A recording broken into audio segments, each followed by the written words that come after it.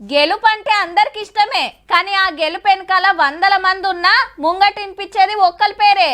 అంతా నేనే చేసిన, నేను చేయబట్టే గెలిచినాం, నాతోనే అన్ని వచ్చినాయి అన్నట్టు మా గొప్పగా ప్రచారం చేసుకుంటారు.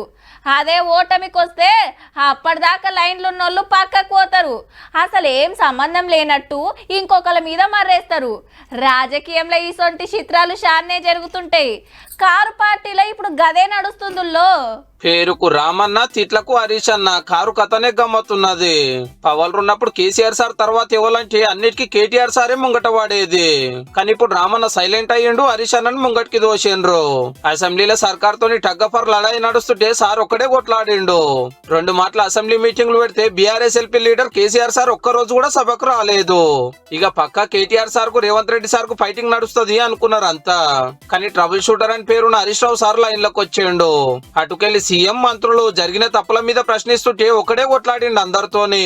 నాకు డౌట్ కూడా వస్తా ఉంది, వాళ్ళు ఈ బ్యారేజీలు కూలిపోవాలని ఉద్దేశపూర్వకంగా ఆలస్యం చేస్తున్నారనే అనుమానం కూడా కలుగుతా ఉంది. మీ కరప్షన్ వల్ల, మీ దోపిడీ వల్ల మేడిగడ్డ బ్యారేజ్ కొలాప్స్ అయిపోయి ఇక మీదికెళ్ళి మీరు ఎదురుదాడి చేయడమా? సిగ్గుపడాలి. ఈయన పోస్ట్ మ్యాన్, ఈయన ఏం చేస్తాడు సార్? ఈయన హరీష్ రావు ఏంది పైసలు కలెక్షన్ చేస్తాడు పనుకొస్తాడు. ఈయన సబ్జెక్ట్ ఉందా? దయచేసి ఆ వ్యాఖ్యలు వారు ఉపసంహరించుకోవాలి, మీరు డిలీట్ చేయాలి సార్. కైండ్లీ సార్, ఇట్లయితే ఎట్లా సార్? మేము అప్పట్లో పాత నీళ్ళ మంత్రి కాబట్టి కాళేశ్వరం మీద హరీష్ రావు సారే మాట్లాడాలి. కానీ కాళేశ్వరం గడతప్పుడు అన్ని దగ్గరుండి చూసుకున్న సార్ ను ఆ ప్రాజెక్ట్ ఓపెనింగ్ కే దూరం పెట్టారు. దునియాలో ఏడలేని అతిపెద్ద ఎత్తిపోతల ప్రాజెక్టు మేమే కట్టామని మా గొప్పగా సాటింపేసుకున్నాడు. డిస్కవరీ ఛానల్ అంత పెద్ద వార్త వేసినాడు. కాళేశ్వరం కథలో ఏ మూలకు కూడా హరీష్ రావు సార్ నిలబడలేదు, సార్ ఫోటో కనబడలేదు. అంతా కేసీఆర్ సారే ఇంజనీర్ అయి కట్టించిండు అన్న ప్రాజెక్టు మీద గంతరచ నడుస్తుంటే పాత సీఎం గారు ఉలుకులేదు పలుకులేదు.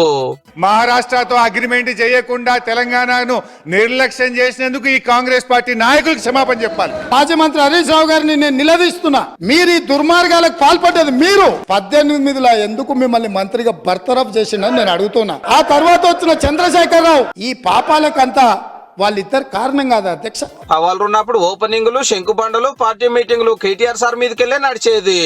అట్లని ఓట్లప్పుడు సార్ ముంగటున్నాడా అంటే అదేం లేదు.